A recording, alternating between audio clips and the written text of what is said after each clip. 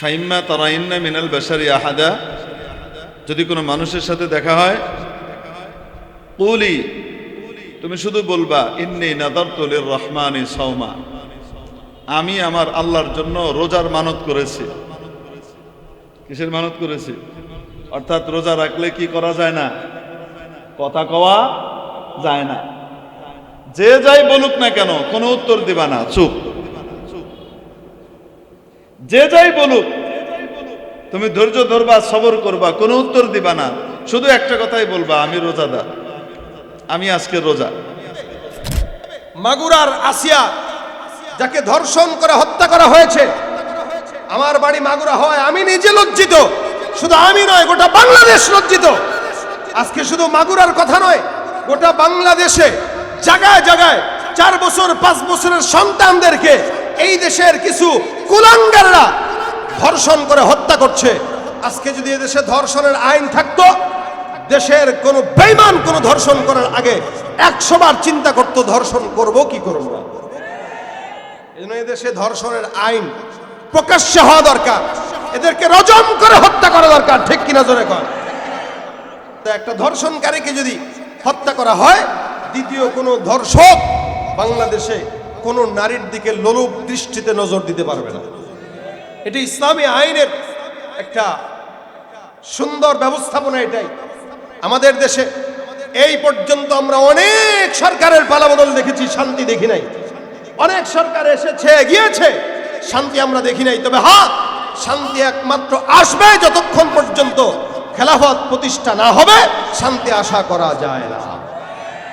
এদেশে শান্তি একমাত্র কোরআন সুন্নাহর ভিতরে আছে, ঠিক কিনা জোরে কর। একদল আসবে একদল যাবে, একদল আসবে আরেক দল যাবে, হাতের পালা বদল হবে, চাঁদাবাজ বদল হবে না, চুরি বাদ যাবে না, ধর্ষণ বন্ধ হবে না। কোরআন সুন্নাহর আইন ছাড়া এদেশে শান্তি আশা করা যায় না, ঠিক কিনা জোরে কর। যাদের হাতে যায় ক্ষমতা, দেশ যেন বাপের ভিটা, রাখতেছে আর শুরু করে বিদেশিদের পাচাটা। যাদের হাতে যায় ক্ষমতা, দেশ যেন বাপের ভিটা, রাখতেছে আর শুরু করে বিদেশিদের পাচাটা। বিদেশিদের কথা মতো চালায় ওরা নিজের দেশ। দেখতে দেখতে গোল্লায় গেল আমার সোনার বাংলাদেশ। একে একে সব দেখেছি, সবার দেখা হইল শেষ। দেখতে দেখতে গোল্লায় গেল আমার সোনার বাংলাদেশ। দেখতে দেখতে গোল্লায় গেল আমার সোনার বাংলাদেশ। ঠিক কিনা? তো মূলত প্রোগ্রাম আজকে আমার ভৈরবে আসরের পরে।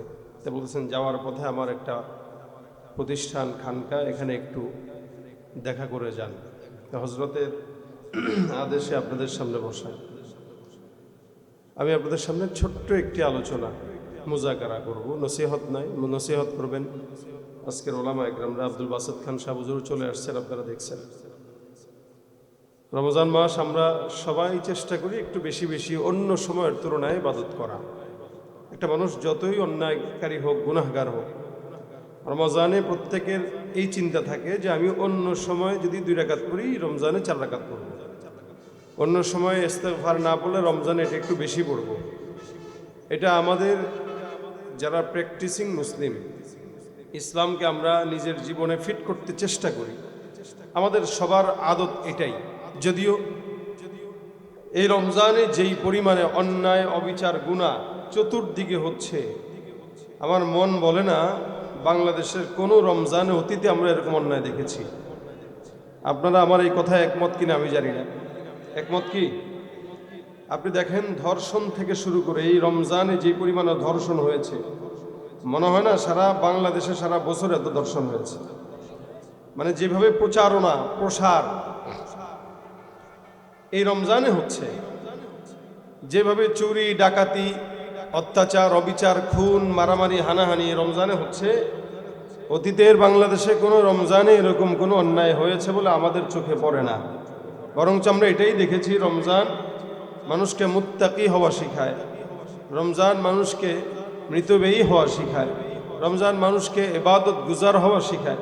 কিন্তু এই রমজানে আমরা সম্পূর্ণ একটি বিপরীত অবস্থান দেখছি।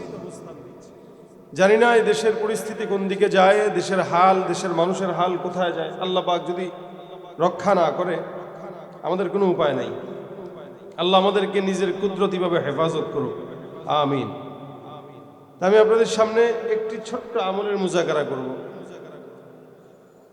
রাসূল করিম সাল্লাল্লাহু আলাইহি ওয়াসাল্লাম আমল শিখিয়েছেন, আল্লাহ পাক নিজেও কোরআনে আমল দিয়েছেন। আমরা কোরআনের অসংখ্য আয়াত থেকে একটি আয়াত আমরা সবাই জানি, যে আয়াতের নাম আয়াতুল কুরসি। আপনাদের মুখস্থ আছে? এটা আছে সবার? আয়াতুল কুরসি এই এক নামেই সবাই আমরা চিনি। নবী করিম সাল্লাল্লাহু আলাইহি ওয়াসাল্লাম এটার নাম আয়াতুল কুরসি বলেছেন। আল্লাহ পাক রব্বুল আলামিন এই আয়াতকে একটু বড় করলেও, মানে অন্য আয়াতের তুলনায় একটু বড়, কিন্তু এই আয়াতটা আল্লাহ পাক রব্বুল আলামিন এত সম্মানিত, এত দামি করেছেন যে কেউ যদি এই আয়াতটা পড়ে, রাসূল করিম সাল্লাল্লাহু আলাইহি ওয়াসাল্লাম বলেন, মান ক্বারাআ আয়াতুল কুরসি ফি দুবুরি কুল্লি সালাতিন মাকতুবা লাম ইয়ামনাহু মিন দুখুলিল জান্নাতি ইল্লা আইয়ামুত। কেউ যদি 5 ওয়াক্ত নামাজের পরে এই আয়াতুল কুরসি পাঠ করে, আমরা সারা বছর যেভাবে চলি, রমজান আসলেও যে বললাম একটু ইবাদত করার চেষ্টা করি, এই একটু চেষ্টা থেকেই কথা বলা।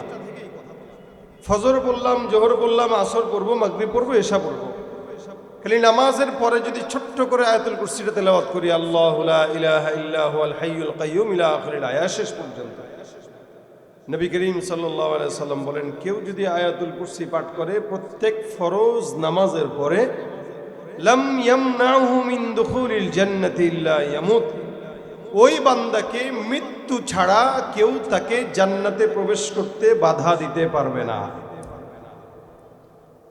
আরেকটু জোরে বলেন সুবহানাল্লাহ। রমজানে একবার বলবেন তো 70 বারের সওয়াব। আবার বলেন সুবহানাল্লাহ। জবান খুললেই সওয়াব। রাসূল বলেন, রমজানে কেউ নফল ইবাদত করবে তো আল্লাহ পাক তাকে ফরজের সমপরিমাণ সওয়াব দান করবেন। নফল কি কিসের সওয়াব? ফরজের সমপরিমাণ। আর ফরজকে 70 থেকে 700 গুণ পর্যন্ত সওয়াব। সুবহানাল্লাহ। এই যে আমরা নফল ইবাদত করতেছি, এগুলো সব ফরজের সমপরিমাণ সওয়াব হয়ে যাবে ইনশাআল্লাহ। এই জন্য যতক্ষণ বসা থাকবেন, সুবহানাল্লাহ, আলহামদুলিল্লাহ, আল্লাহু আকবারের আওয়াজগুলো জবান খুলে দিবেন। বলেন সুবহানাল্লাহ। আল্লাহ আমাদের সওয়াবগুলো 700 গুণ পর্যন্ত বাড়িয়ে দেখ। বলেন আমিন। নবী বলেন, কেউ যদি একবার পড়ে আয়াতুল কুরসি 5 ওয়াক্ত নামাজের পরে একবার করে 5 বার পড়বে, আল্লাহ পাক রব্বুল আলামিন ওই বান্দাকে জান্নাতে যাওয়া নিশ্চিত করে দিবেন, মৃত্যু ছাড়া কেউ তাকে বাধা দিতে পারবে না। তার মানে মওত হইতে দেরি, জান্নাতে ঢুকতে দেরি নাই। মওত হইতে দেরি, জান্নাতে ঢুকতে দেরি নাই। অর্থাৎ আপনার আমার যদি আমলটা থাকে, তা জান্নাতে যাওয়ার জন্য আমাদের সবচাইতে বাধা থাকবে মওত। মওত হয়ে যাবে, আল্লাহ পাকের হাবিব বলেন, যাও সোজা জান্নাতে ঢুকে যাও। এটা হলো আয়াতুল কুরসির ফজিলত। এক চোর যদি 2-3 বার ধরা খায়, দেখেন না এখন ইউটিউব ফেসবুকের সংবাদে, পকেট মারি করে ধরা খাইছে, নগদে পিটায় মেরে ফেলতেছে। পকেট মারি করে ধরা খাইছে, পিটায় মারতেছে। 2 টাকার পকেট মার ধরা খাইছে, পিটায় নাক টাক ফাটায় দিতেছে। অথচ এই সমাজে এখনো পর্যন্ত চাঁদাবাজরা আপনার আমার থেকে লক্ষ কোটি টাকা চাঁদাবাজি করতেছে, এদেরকে মারার কেউ নাই। দেশের কোটি কোটি টাকা চাঁদাবাজি করে, চুরি করে বাইরের দেশে প্রচার করে, এখনো তারা আমাদের চোখের সামনে ঘুরে বেড়ায়। তাদেরকে কিচ্ছু করতে পারি না, কিন্তু 2 টাকার পকেট মারকে ধরলে আমরা পিটায়া হত্যা করে ফেলতেছি। উচিত ছিল যেই চোরটা সমাজের মানুষের টাকা চুরি করে বিদেশে পাচার করে, ওকে আগে হত্যা করা। চোরের বিধান তো আল্লাহ পাক দিয়েছে, আস-সারিকু ওয়াস-সারিকাতু ফাকতাউ আইদিয়াহুমা, হাত কেটে দাও। এটা চোরের বিধান, চুরি করবে হাত কেটে দাও। তো ভাইরা আমার, আবু হুরায়রা রাদিয়াল্লাহু তাআলা আনহু ধরলেন। তৃতীয়বার যখন রাসূল সাল্লাল্লাহু আলাইহি ওয়াসাল্লাম বললেন, আজকেও চোর আসবে, আবু হুরায়রা অপেক্ষামান। চোর যদি আজকে আসে, তাহলে তো কিছু বিহিত করা দরকার। পরের রাত্রে আবার চোর হাজির। আবু হুরায়রা রাদিয়াল্লাহু তাআলা আনহু মোটামুটি প্রস্তুত ছিলেন, চোর আসবে তো ধরবো, আজকে রাসূলের কাছে তাকে পেশ করব। আর চোরও জানে যদি নবীর কাছে যাওয়া হয় তাহলে হাত থাকবে না। সমাজের প্রত্যেকটা শেষরা চোর বলেন আর বড় চোর বলেন, চুরি করার পরও যদি হাত কাটার বিধান এদেশে থাকতো, তাহলে দ্বিতীয় কোনো চোর চুরি করার দিকে নজরও দিত না। ঠিক তেমনি ভাবে মাগুরার আসিয়া, যাকে ধর্ষণ করে হত্যা করা হয়েছে, আমার বাড়ি মাগুরা হয় আমি নিজে লজ্জিত, শুধু আমি নয় গোটা বাংলাদেশ লজ্জিত। আজকে শুধু মাগুরার কথা নয়, গোটা বাংলাদেশে জায়গায় জায়গায় 4 বছর 5 বছরের সন্তানদেরকে এই দেশের কিছু কুলাঙ্গাররা ধর্ষণ করে হত্যা করছে।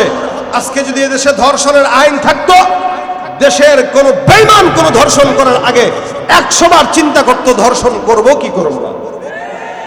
এজন্য এদেশে ধর্ষণের আইন প্রকাশ্যে হওয়া দরকার, এদেরকে রজম করে হত্যা করা দরকার। ঠিক কিনা জোরে কর।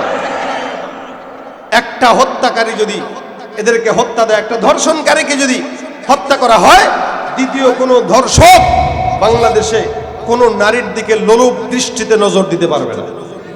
এটি ইসলামী আইনের একটা সুন্দর ব্যবস্থাপনা। এটাই আমাদের দেশে এই পর্যন্ত আমরা অনেক সরকারের পালাবদল দেখেছি, শান্তি দেখি নাই।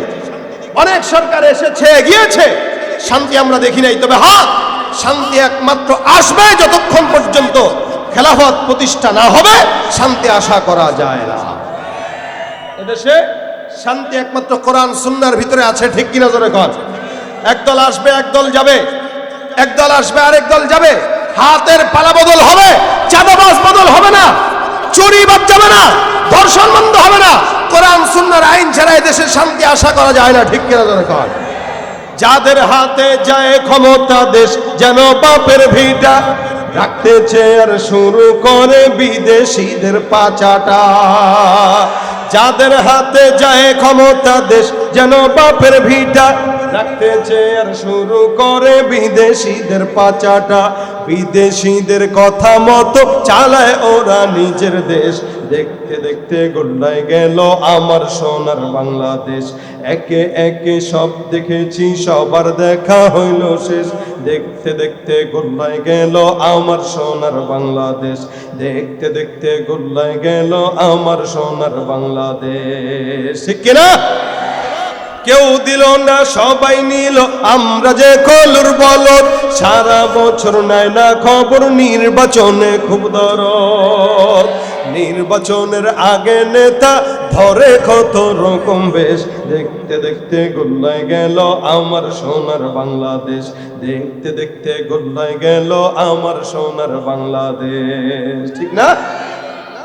ইসলামী আইন চান তো আপনারা? চান তো আপনারা? চান ঠিক, এরপরও নিজের দলের লোকের জন্য মরেন, ইসলামের জন্য মরেন না। আল্লাহ পাক আমাদেরকে ইসলামের জন্য মরার তৌফিক দান করুন। এদেশকে ইসলামী আইন ব্যবস্থা অনুযায়ী চলার তৌফিক দান করুন।